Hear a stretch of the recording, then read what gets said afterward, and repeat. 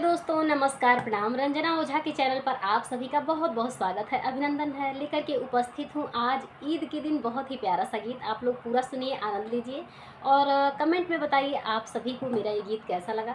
अगर गीत पसंद आए तो प्लीज़ हमारे चैनल को सब्सक्राइब कीजिएगा, वीडियो को लाइक कीजिएगा, कमेंट कीजिएगा, शेयर कीजिएगा यदि मन करे तो। वैसे तो आप लोग लाइक करना भी भूल जाते हैं, लेकिन कोई बात नहीं। हिंदू मुस्लिम सिख ईसाई आपस में सब भाई भाई। हिंदू मुस्लिम सिख ईसाई आपस में सब भाई भाई।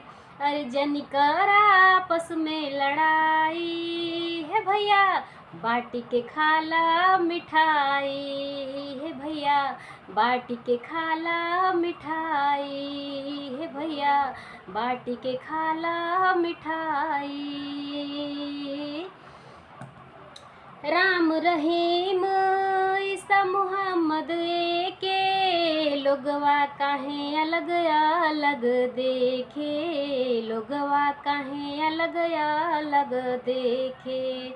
सबसे रहा तू दिलवा लगाई के, चलल कर संगे डगवा मिलाई के, चलल कर संगे डगवा मिलाई के, चलल कर संगे डेगवा मिलाई के।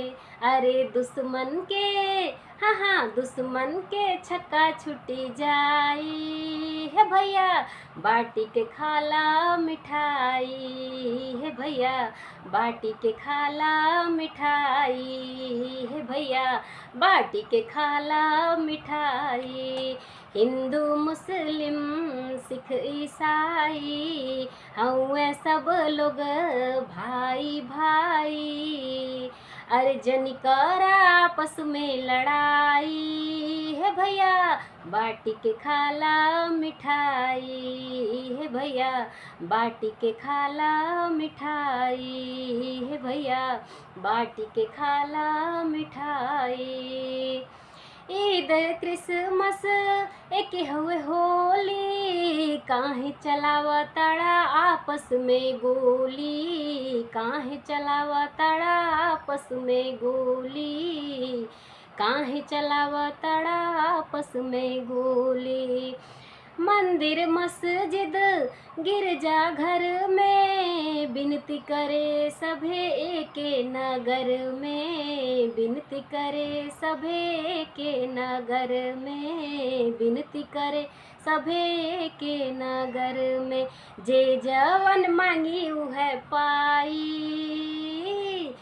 अरे जे जवन मांगी उहे पाई है भैया, बाटी के खाला मिठाई है भैया, बाटी के खाला मिठाई है भैया, बाटी के खाला मिठाई।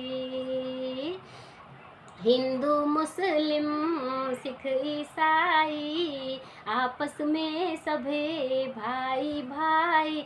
जन कर आपस में लड़ाई है भैया, बाटी के खाला मिठाई है भैया, बाटी के खाला मिठाई है भैया, बाटी के खाला मिठाई।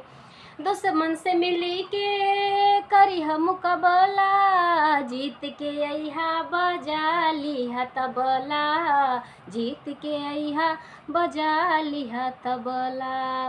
मिल के रहला पे चोचन लाड़ी, सब जग के लोग नीमन कही, सब जग के लोग नीमन कही। रंजना के होई बड़ाई, रंजना के होई बड़ाई है भैया, बाटी के खाला मिठाई है भैया, बाटी के खाला मिठाई है भैया, बाटी के खाला मिठाई।